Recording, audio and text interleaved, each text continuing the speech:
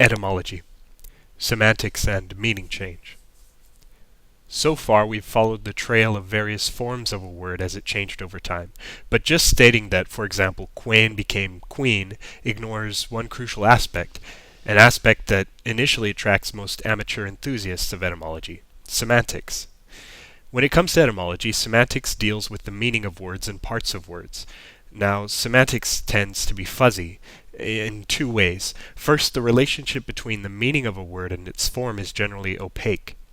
Second, the semantic relationship between word forms, given that their meaning is known, and even between word roots and words derived from those same roots through word formation, is approximate and variable.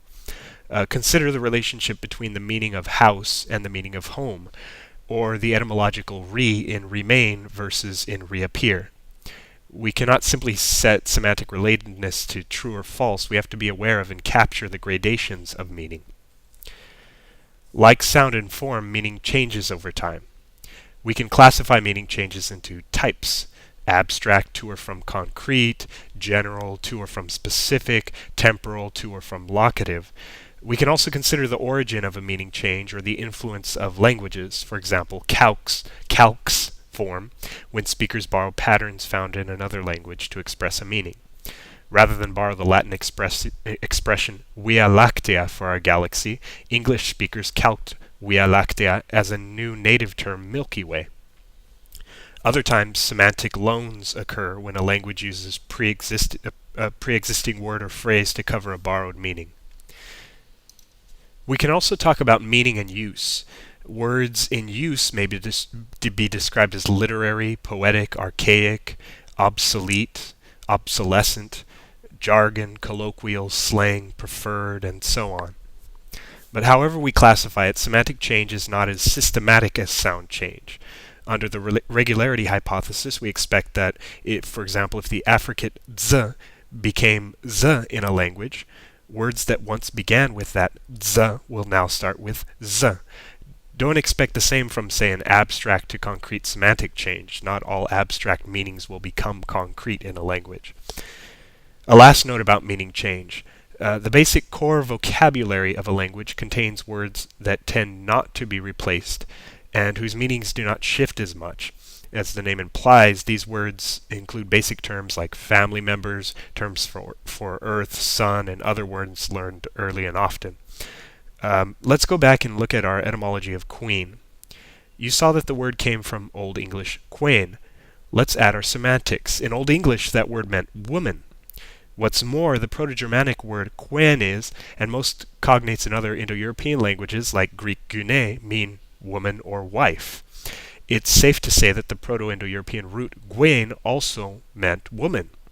This is an example of meaning change. The meaning shifts from general woman to a more specific female monarch. As you read etymologies or build an etymology, there are some conventions worth noting. The source language, word, and meaning are indicated for earlier attested forms.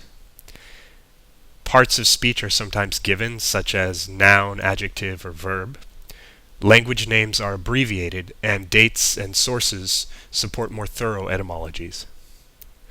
The complex relationships between cognates and dialects are boiled down to clear examples with relevant semantic information given for each example, either by choosing the most representative attested word or by citing a reconstructed ancestral form. Comparative examples are also cited.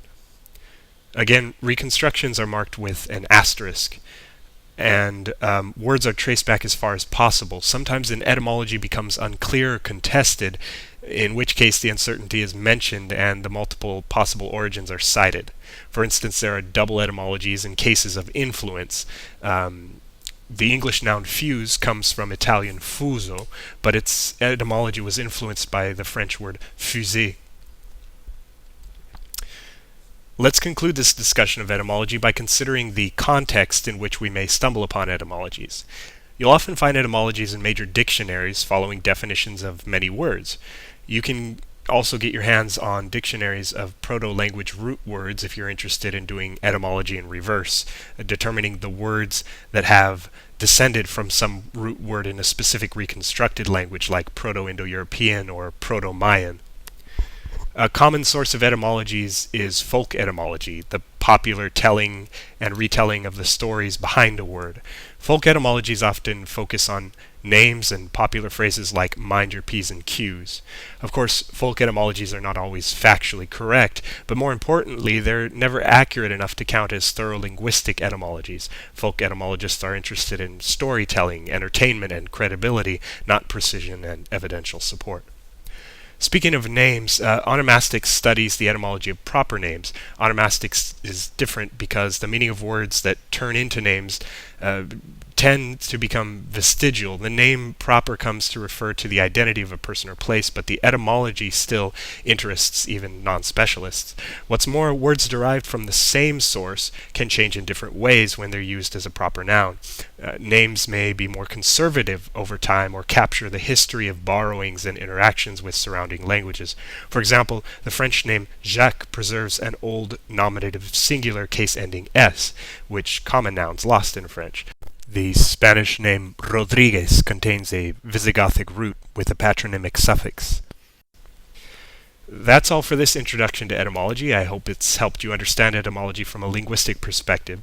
You can see that, well, an etymology won't tell you what the word actually means. That's determined by how speakers of a language use that word. It does tell the sometimes fascinating and unexpected history of the development of words in a language. The next time you hear or look up an etymology, you'll be able to take a more critical and rigorous look at the origin of a word.